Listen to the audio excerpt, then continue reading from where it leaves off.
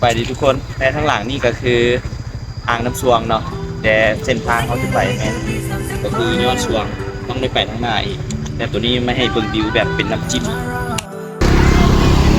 โอ้โอ้ร้อยเกือบบอลอดเบิ่งสภาพรถโอ้รถตอกกลุ่มออกเลยอ้าว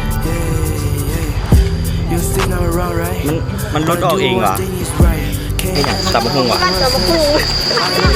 นี่แหละแซ่บนะจับไหลอยู่นะให้ลงวิวสาวๆเฮ้ยกับเจ้าบูยูนี่เดี๋ยวรักลูกซิ่งกันเด้อมันรัก